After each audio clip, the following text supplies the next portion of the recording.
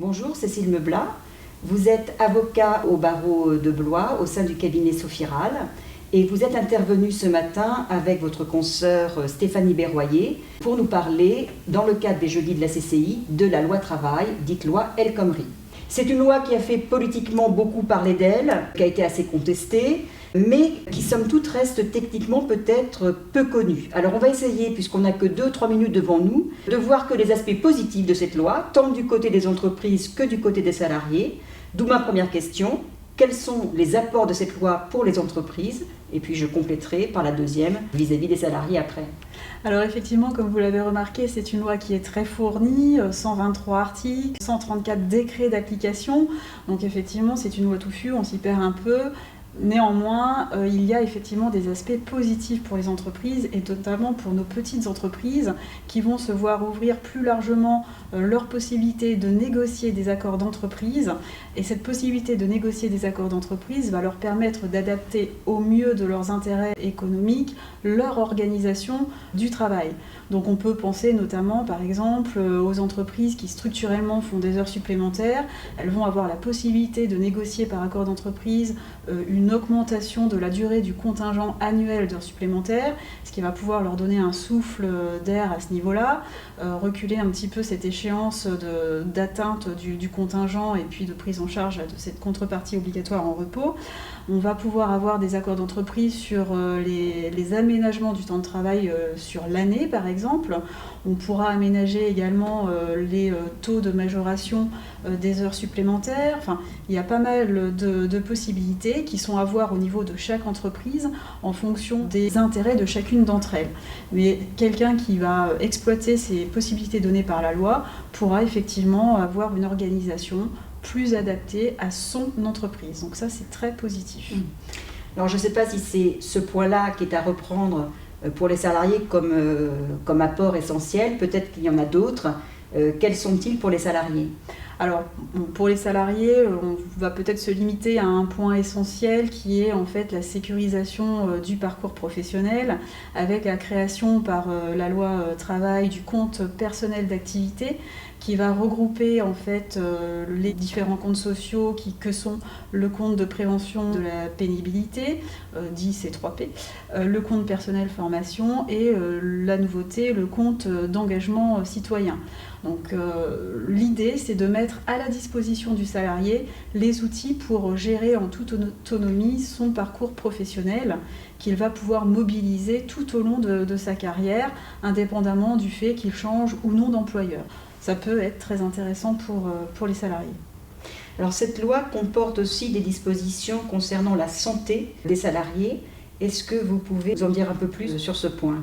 Oui, alors effectivement, il y a une grosse partie de la loi qui réforme la santé au travail, notamment dans le suivi médical du salarié. On assiste à des évolutions. Donc, par exemple, il n'y a plus la fameuse visite médicale d'embauche n'existe plus en tant que telle. On parle maintenant de visite d'information et de prévention.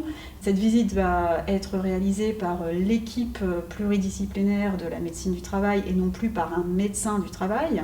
Alors il y a beaucoup d'exceptions bien sûr, donc je simplifie.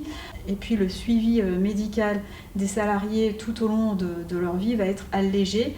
Vous savez que jusqu'alors, tous les 2 ans, vous passiez une visite médicale.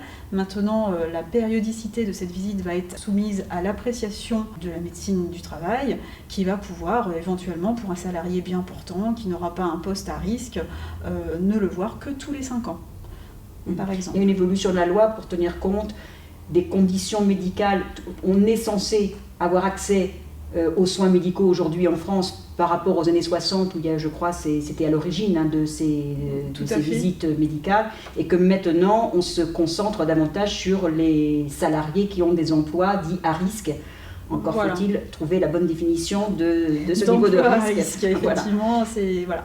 Mais vous avez compris l'idée. L'idée, c'est aussi de désengorger la médecine du travail, lui redonner les moyens de mener à bien sa mission de prévention en lui dégageant du temps, tout le temps qu'elle consacrait au suivi médical des salariés, qui est peut-être aujourd'hui moins justifié puisqu'on a un meilleur suivi médical à titre individuel qu'avant.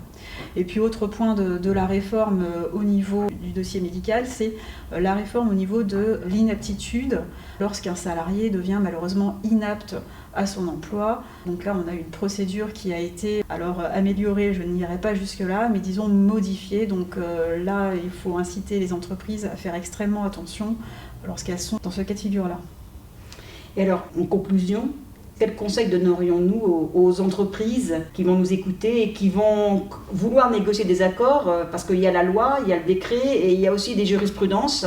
Et quels sont les conseils qu'on peut leur donner ? Les conseils, c'est d'être enthousiaste, puisqu'effectivement, on leur ouvre la porte, donc il faut en profiter, il faut y aller, mais il faut le faire avec prudence, puisqu'effectivement, derrière, lorsque vous aurez conclu un accord d'entreprise, derrière, si vous avez un contentieux prud'homal qui se déclare, eh bien, ce seront quand même les juges qui apprécieront votre accord d'entreprise. Donc on connaît tous les conventions de forfait jour qui ont été remis en question. Donc il faut être extrêmement prudent quand même quand on négocie l'accord d'entreprise à ne pas faire n'importe quoi.